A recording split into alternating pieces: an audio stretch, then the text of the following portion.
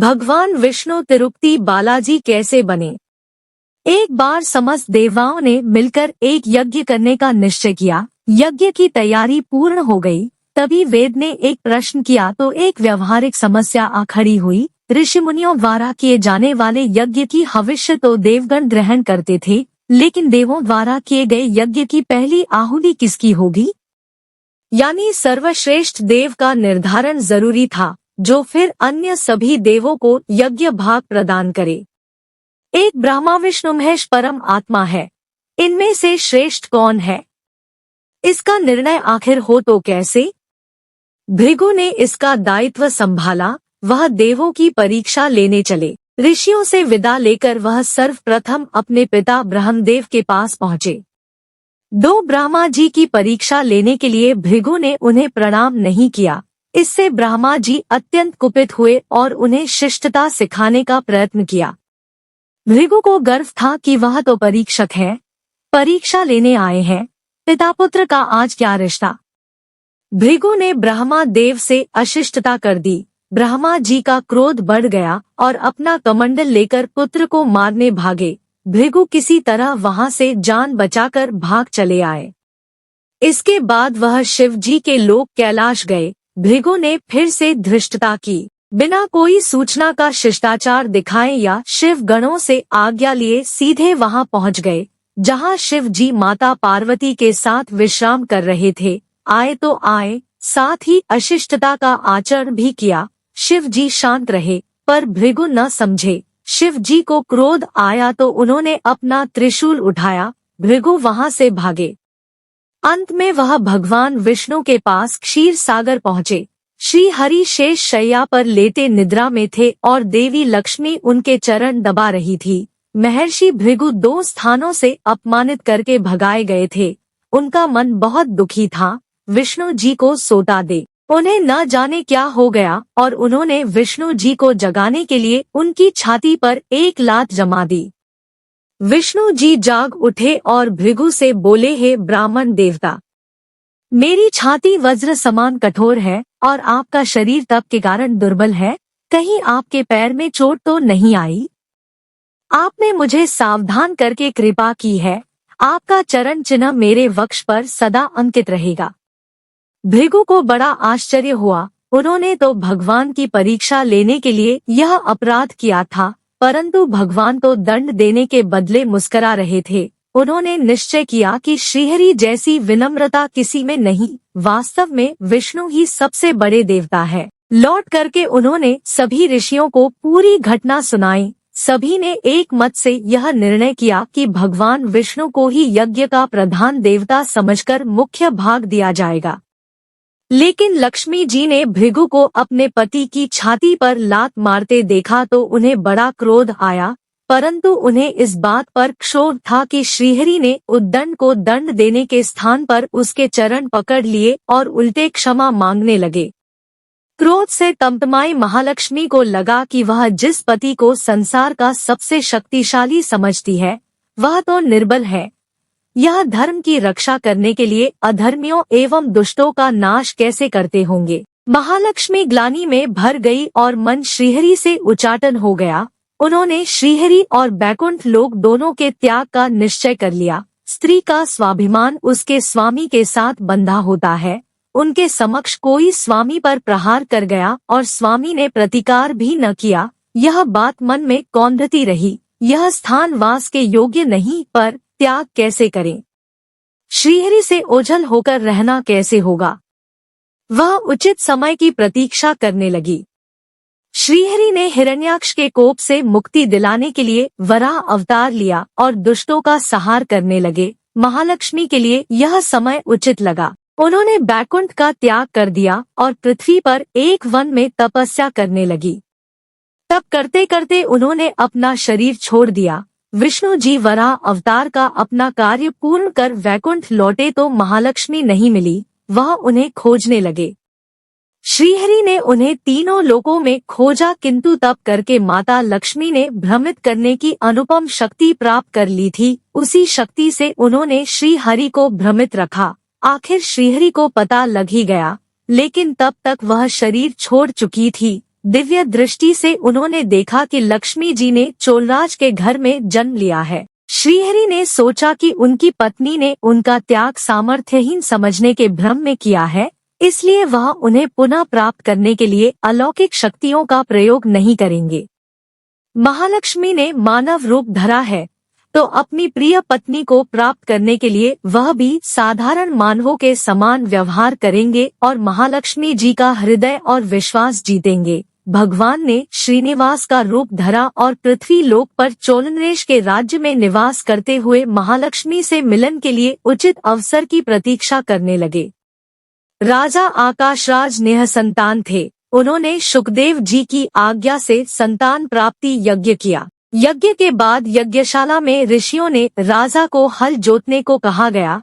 राजा ने हल जोता तो हल का फल किसी वस्तु से टकराया। राजा ने उस स्थान को खोदा तो एक पेटी के अंदर सहस्रदल कमल पर एक छोटी सी कन्या विराजमान थी। वह महालक्ष्मी ही थी। राजा के मन की मुराद पूरी हो गई थी। चूंकि कन्या कमल के फूल में मिली थी, इसलिए उसका नाम रखा गया पद्मावती। पद्मावती नाम के अनुरूप ही रूपवती और गुणवती थी। साक्षात लक्ष्मी का अवतार पद्मावती विवाह के योग्य हुई। एक दिन वह बाग में फूल चुन रही थी। उस वन में श्रीनिवास, बालाजी आखेट के लिए गए थे। उन्होंने देखा कि एक हाथी एक युवती के पीछे पड़ा है और डरा रहा है। राजकुमारी के सेवक भाग खड़े हुए। श्रीनिवास ने तीर चलाकर हाथी को रोका और पद्मावती की रक्षा की। श्रीनिवास और पद्मावती ने एक दूसरे को देखा और रीझ गए। दोनों के मन में परस्पर अनुराग पैदा हुआ, लेकिन दोनों बिना कुछ कहे अपने अपने घर लौट गए। श्रीनिवास घर तो लौट आए, लेकिन मन पद्मावती में ही बस गया। वह पद्मावती का पता लगाने के लिए उपाय सोचने लगे। उन्होंने ज्योतिषी का रूप धरा और भविष्य बांचने के बहाने पद्मावती को ढूंढने निकल पड़े। धीरे धीरे ज्योतिषी श्रीनिवास की ख्याति पूरे चोल राज में फैल गई। पद्मावती के मन में श्रीनिवास के लिए प्रेम जागृत हुआ। वह भी उनसे मिलने को व्याकुल थी, किंतु कोई पता ठिकाना न होने के कारण उनका मन चिंतित था। इस चिंता और प्रेम विरह में उन्होंने भोजन श्रृंगार आदि का त्याग कर दिया। इसके कारण उसका शरीर कृशकाय होता चला गया। राजा से पुत्री की यह दशा देखी नहीं जा रही थी। वह चिंतित थे। ज्योतिषी की प्रसिद्धि की सूचना राजा को हुई। राजा ने ज्योतिषी श्रीनिवास को बुलाया और सारी बात बताकर अपनी कन्या की दशा का कारण बताने को कहा। श्रीनिवास राजकुमारी का हाल समझने पहुँचे तो पद्मावती को देखकर प्रसन्न हो गए। उनका उपक्रम सफल हुआ। उन्होंने पद्मावती का हाथ अपने हाथ में लिया। कुछ देर तक पढ़ने का स्वांग करने के बाद बोले, महाराज, आपकी पुत्री प्रेम के विरह में जल रही है। आप इनका शीघ्र विवाह कर दे तो ये स्वस्थ हो जाएंगी। पद्मावती ने अब श्रीनिवास की ओर देखा। देखते ही पहचान लिया। उनके मुख पर प्रसन्नता के भाव आए और वह हंसी। काफी दिनों बाद पुत्री को प्रसन्न देख राजा को लगा कि ज्योतिषी का अनुमान सही है। राजा ने श्रीनिवास से पूछा, ज्योतिषी महाराज, यदि आपको यह पता है कि मेरी पुत्री प्रेम के विरह में पीड़ित है, तो आपको यह भी सूचना होगी कि मेरी पुत्री को किससे प्रेम है। उसका विवाह करने को तैयार हूँ, आप उसका परिचय दें। श्रीनिवास ने कहा, महाराज, आपकी पुत्री एक दिन वन में फूल चुनने गई थी। एक हाथी ने उन पर हमला किया तो आपके सैनिक और दासियां भाग खड़ी हुई। राजकुमारी के प्राण एक धनुर्धर ने बचाए थे। राजा ने कहा, हाँ, मेरे सैनिकों ने बताया था कि एक दिन ऐसी घटना हुई थी। एक वीर पुरुष ने उसके प्राण बचाए थे, लेकिन मेरी पुत्री के प्रेम से उस घटना का क्या तात्पर्य है? श्रीनिवास ने बताया, महाराज, आपकी पुत्री को अपनी जान बचाने वाले उसी युवक से प्रेम हुआ है। राजा के पूछने पर श्रीनिवास ने कहा, वह कोई साधारण युवक नहीं, बल्कि शंख चक्रधारी स्वयं भगवान विष्णु ही है। इस समय बैकुंठ को छोड़कर मानव रूप में श्रीनिवास के नाम से पृथ्वी पर वास कर रहे हैं। आप अपनी पुत्री का विवाह उनसे करें, मैं इसकी सारी व्यवस्था करा दूंगा। यह बात सुनकर राजा प्रसन्न हो गए कि स्वयं विष्णु उनके जमाई बनेंगे। श्रीनिवास और पद्मावती का विवाह तय हो गया। श्रीनिवास रूप में श्रीहरि ने शुकदेव के माध्यम से समस्त देवी देवताओं को अपने विवाह की सूचना भिजवा दी। शुकदेव की सूचना से सभी देवी देवता अत्यंत प्रसन्न हुए। देवी देवता श्रीनिवास जी से मिलने और बधाई देने पृथ्वी पर पहुँचे, परंतु श्रीनिवास जी को खुशी के बीच एक चिंता भी होने लगी। देवताओं ने पूछा, भगवान, संसार की चिंता हरने वाले आप इस उत्सव के मौके पर इतने चिंतातुर क्यों हैं? श्रीनिवास जी ने कहा, चिंता की बात तो है ही, धन का अभाव। महालक्ष्मी ने मुझे त्याग दिया, इस कारण धनहीन हो चुका हूँ। स्वयं महालक्ष्मी ने तब से शरीर त्याग मानव रूप लिया है और पिछली स्मृतियों को गुप्त कर लिया है। इस कारण उन्हें यह सूचना नहीं है कि वह महालक्ष्मी का स्वरूप है। वह तो स्वयं को राजकुमारी पद्मावती ही मानती है। मैंने निर्णय किया है कि जब तक उनका प्रेम पुनः प्राप्त नहीं करता, अपनी माया का उन्हें आभास नहीं कराऊंगा। इस कारण मैं एक साधारण मनुष्य का जीवन व्यतीत कर रहा हूँ, और वह है राजकुमारी, राजा की पुत्री से शादी करने और घर बसाने के लिए धन, वैभव और ऐश्वर्य की जरूरत है। वह मैं कहाँ से लाऊं? स्वयं नारायण को धन की कमी सताने लगी। मानव रूप में आए प्रभु को भी विवाह के लिए धन की आवश्यकता हुई। यही तो ईश्वर की लीला है। जिस रूप में रहते हैं उस योनि के जीवों के सभी कष्ट सहते हैं। श्रीहरि विवाह के लिए धन का प्रबंध कैसे हो, इस बात से चिंतित है। देवताओं ने जब यह सुना तो उन्हें आश्चर्य हुआ। देवताओं ने कहा, कुबेर आवश्यकता के बराबर धन की व्यवस्था कर देंगे। देवताओं ने कुबेर का आह्वान किया तो कुबेर प्रकट हुए। कुबेर ने कहा, यह तो मेरे लिए प्रसन्नता की बात है कि आपके लिए कुछ कर सकूं। प्रभु, आपके लिए धन का तत्काल प्रबंध करता हूँ। कुबेर का कोष आपकी कृपा से ही रक्षित है। श्रीहरि ने कुबेर से कहा, यक्षराज कुबेर, आपको भगवान भोलेनाथ ने जगत और देवताओं के धन की रक्षा का दायित्व सौंपा है। उसमें से धन मैं अपनी आवश्यकता के हिसाब से लूंगा अवश्य, पर मेरी एक शर्त भी होगी। श्रीहरि कुबेर से धन प्राप्ति की शर्त रख रहे हैं। यह सुनकर सभी देवता आश्चर्य में पड़ गए। श्रीहरि ने कहा, ब्रह्मा जी और शिव जी साक्षी रहें, कुबेर से धन ऋण के रूप में लूंगा, जिसे भविष्य में ब्याज सहित चुकाऊंगा।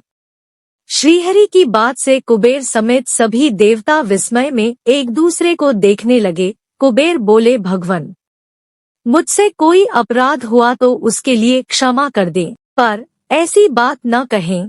आपकी कृपा से विहीन होकर मेरा सारा कोष नष्ट हो जाएगा। श्रीहरि ने कुबेर को निश्चिंत करते हुए कहा, आपसे कोई अपराध नहीं हुआ। मैं मानव की कठिनाई का अनुभव करना चाहता हूँ। मानव रूप में उन कठिनाइयों का सामना करूँगा जो मानव को आती है। धन की कमी और ऋण का बोझ सबसे बड़ा होता है। कुबेर ने कहा, प्रभु, यदि आप मानव की तरह ऋण पर धन लेने की बात कर रहे हैं तो फिर आपको मानव की तरह यह भी बनाना होगा कि ऋण चुकाएंगे कैसे। मानव को ऋण प्राप्त करने के लिए कई शर्तें झेलनी पड़ती है। श्रीनिवास ने कहा, कुबेर, यह ऋण मैं नहीं, मेरे भक्त चुकाएंगे, लेकिन मैं उनसे भी कोई उपकार नहीं लूंगा। मैं अपनी कृपा से उन्हें धनवान बनाऊंगा। कलयुग में पृथ्वी पर मेरी पूजा धन, ऐश्वर्य और वैभव से परिपूर्ण देवता के रूप में होगी। मेरे भक्त मुझसे धन, वैभव और ऐश्वर्य की मांग करने आएंगे। मेरी कृपा से उन्हें यह प्राप्त होगा। बदले में भक्तों से मैं दान प्राप्त करूंगा जो चढ़ावे के रूप में होगा। मैं इस तरह आपका ऋण चुकाता रहूंगा। कुबेर ने कहा, भगवान, कलयुग में मानव जाति धन के विषय में बहुत विश्वास के योग्य नहीं रहेगी। उन पर आवश्यकता से अधिक विश्वास करना क्या उचित होगा। श्रीनिवास जी बोले, शरीर त्यागने के बाद तिरुपति के तिरुमाला पर्वत पर बालाजी के नाम से लोग मेरी पूजा करेंगे। मेरे भक्तों की अटूट श्रद्धा होगी। वह मेरे आशीर्वाद से प्राप्त धन में मेरा हिस्सा रखेंगे। इस रिश्ते में न कोई दाता है और न कोई याचक। हे कुबेर, कलयुग के आखिरी तक भगवान बालाजी धन, ऐश्वर्य और वैभव के देवता बने रहेंगे। मैं अपने भक्तों को धन से परिपूर्ण करूंगा तो मेरे भक्त दान से न केवल मेरे प्रति अपना ऋण उतारेंगे, बल्कि मेरा ऋण उतारने में भी मदद करेंगे। इस तरह कलयुग की समाप्ति के बाद मैं आपका मूलधन लौटा दूंगा। कुबेर ने श्रीहरि द्वारा भक्त और भगवान के बीच एक ऐसे रिश्ते की बात सुनकर उन्हें प्रणाम किया और धन का प्रबंध कर दिया। भगवान श्रीनिवास और कुबेर के बीच हुए समझौते के साक्षी स्वयं ब्रह्मा और शिव जी हैं। दोनों वृक्ष रूप में साक्षी बन गए। आज भी पुष्करणी तीर्थ के किनारे ब्रह्मा और शिव जी बरगद के पेड़ के रूप में साक्षी बनकर खड़े हैं।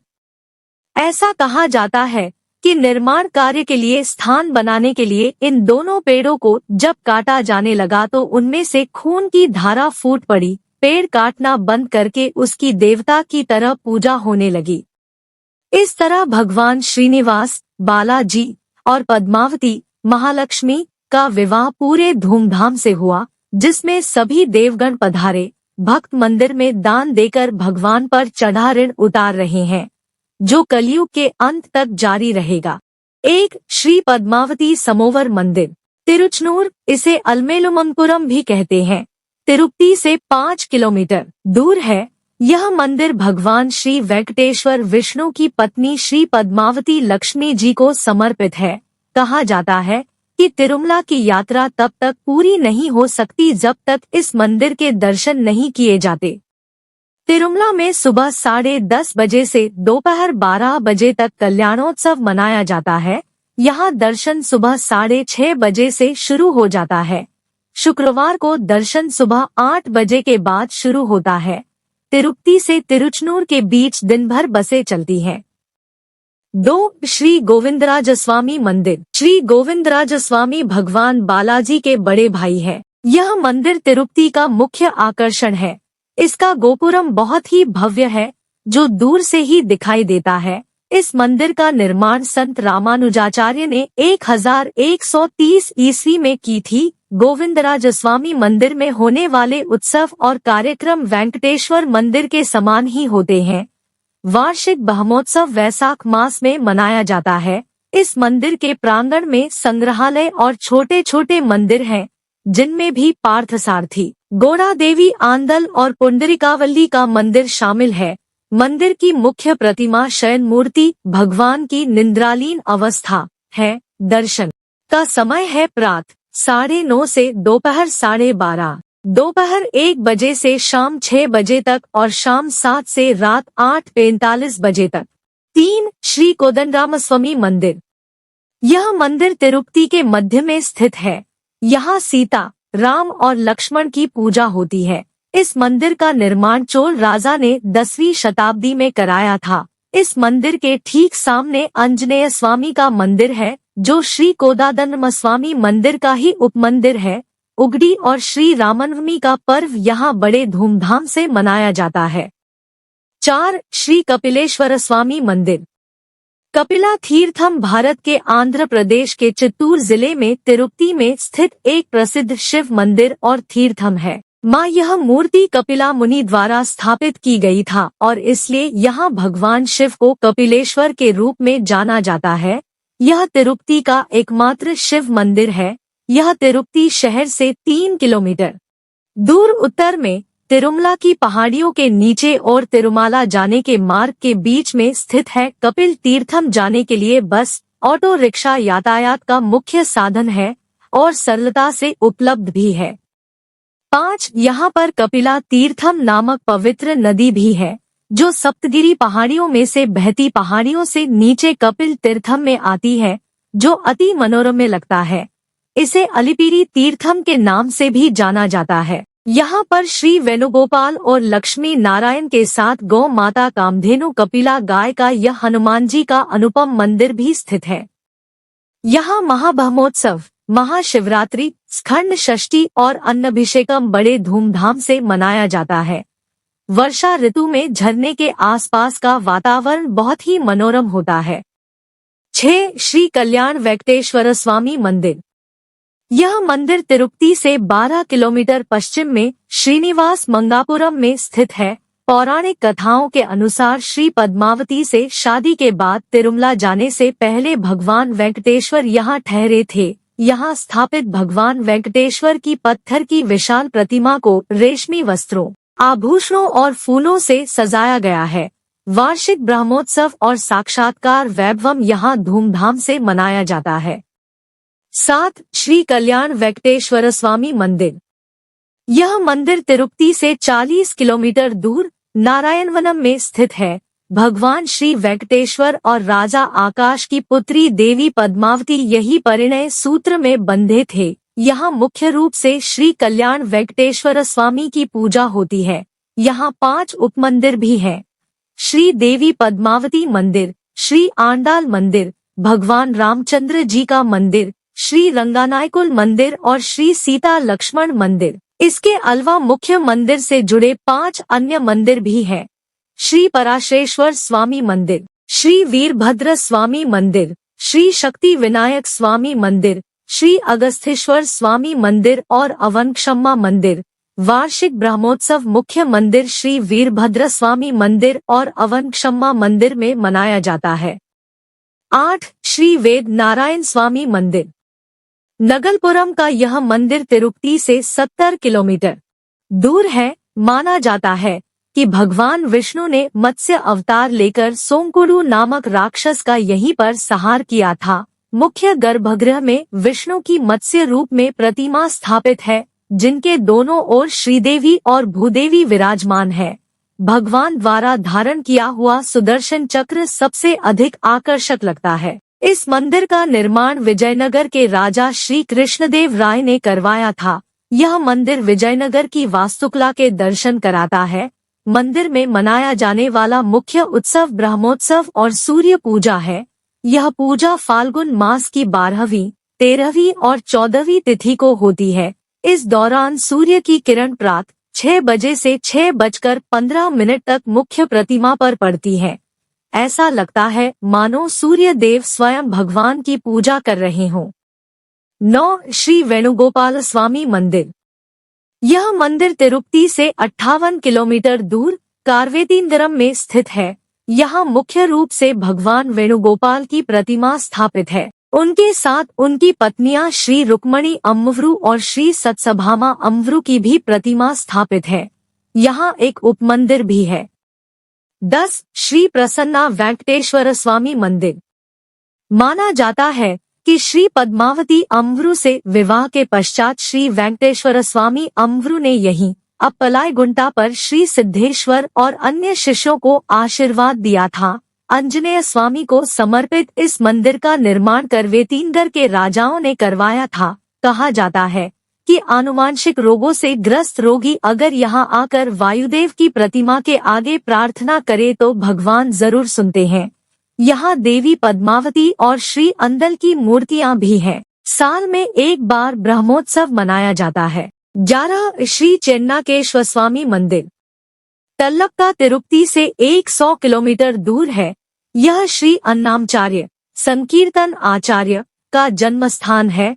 अन्नामचार्य श्री नारायण सूरी और लक्कामांबा के पुत्र थे। अनुश्रुति के अनुसार करीब 1000 वर्ष पुराने इस मंदिर का निर्माण और प्रबंधन मत्ती राजाओं द्वारा किया गया था। 12. श्री करिया मणिक्य स्वामी मंदिर। श्री करिया मणिक्य स्वामी मंदिर, इसे श्री पेरुमला स्वामी मंदिर भी कहते हैं, तिरुपति से 51 किलोमीटर दूर नीलगिरी में स्थित है। माना जाता है कि यहीं पर प्रभु महाविष्णु ने मकर को मारकर गजेंद्र नामक हाथी को बचाया था। इस घटना को महाभागवतम में गजेंद्र मोक्षम के नाम से पुकारा गया है। 13. श्री अन्नपूर्णा काशी विश्वेश्वर स्वामी। कुशस्थली नदी के किनारे बना यह मंदिर तिरुपति से 56 किलोमीटर की दूरी पर बग्गा अग्रहारम में स्थित है। यहाँ मुख्य रूप से श्री काशी विश्वेश्वर, श्री अन्नपूर्णा अम्मवरू, श्री कामाक्षी अम्मवरू और श्री देवी भूदेवी समेत श्री प्रयाग माधव स्वामी की पूजा होती है। महाशिवरात्रि और कार्तिक सोमवार को यहाँ विशेष आयोजन किया जाता है। 14. स्वामी पुष्करिणी। इस पवित्र जलकुंड के पानी का प्रयोग केवल मंदिर के कामों के लिए ही किया जा सकता है, जैसे भगवान के स्नान के लिए, मंदिर को साफ करने के लिए, मंदिर में रहने वाले परिवारों, पंडित, कर्मचारी द्वारा आदि। कुंड का जल पूरी तरह स्वच्छ और कीटाणुरहित है। यहाँ इसे पुनः चक्रित किए जाने व्यवस्था की भी व्यवस्था की गई है। माना जाता है कि वैकुंठ में विष्णु पुष्करिणी कुंड में ही स्नान करते हैं, इसलिए श्री गरुड़ जी ने श्री वेंकटेश्वर के लिए इसे धरती पर लेकर आए थे। यह जलकुंड मंदिर से सटा हुआ है। यह भी कहा जाता है कि पुष्करिणी के दर्शन करने से व्यक्ति के सारे पाप धुल जाते हैं और भक्त को सभी सुख प्राप्त होते हैं। मंदिर में प्रवेश करने से पूर्व भक्त यहाँ दर्शन करते हैं। ऐसा करने से शरीर व आत्मा दोनों पवित्र हो जाते हैं। 15 आकाशगंगा जलप्रपात। आकाशगंगा जलप्रपात तिरुमला मंदिर से 3 किलोमीटर उत्तर में स्थित है। इसकी प्रसिद्धि का मुख्य कारण यह है कि इसी जल से भगवान को स्नान कराया जाता है। पहाड़ी से निकलता पानी तेजी से नीचे घाटी में गिरता है। बारिश के दिनों में यहाँ का दृश्य बहुत ही मनमोहक लगता है। 16 श्री वराह स्वामी मंदिर। तिरुमला के उत्तर में स्थित श्री वराह स्वामी का प्रसिद्ध मंदिर पुष्करिणी के किनारे स्थित है। यह मंदिर भगवान विष्णु के अवतार वराह स्वामी को समर्पित है। ऐसा माना जाता है कि तिरुमला मूल रूप से आदि वराह क्षेत्र था और वराह स्वामी की अनुमति के बाद ही भगवान वेंकटेश्वर ने यहाँ अपना निवास स्थान बनाया। ब्रह्मा पुराण के अनुसार नैवेद्यम सबसे पहले श्री वराह स्वामी को चढ़ाना चाहिए और श्री वेंकटेश्वर मंदिर जाने से पहले यहाँ दर्शन करने चाहिए। अत्रि संहित के अनुसार वराह अवतार की 3 रूपों में पूजा की जाती है, आदि वराह, प्रलय वराह और यजना वराह। तिरुमला के श्री वराह स्वामी मंदिर में इनके आदि वराह रूप में दर्शन होते हैं। 17 श्री बेदी आंजनेय स्वामी मंदिर। स्वामी पुष्करिणी के उत्तर पूर्व में स्थित यह मंदिर श्री वराह स्वामी मंदिर के ठीक सामने है। यह मंदिर हनुमान जी को समर्पित है। यहाँ स्थापित भगवान की प्रतिमा के हाथ प्रार्थना की अवस्था है। अभिषेक रविवार के दिन होता है और यहाँ हनुमान जयंती बड़े धूमधाम से मनाई जाती है। विष्णु भगवान की जय। तिरुपति बालाजी महाराज की जय। प्लीज लाइक एंड शेयर और अगर चैनल पे नए हैं तो सब्सक्राइब जरूर कर लें।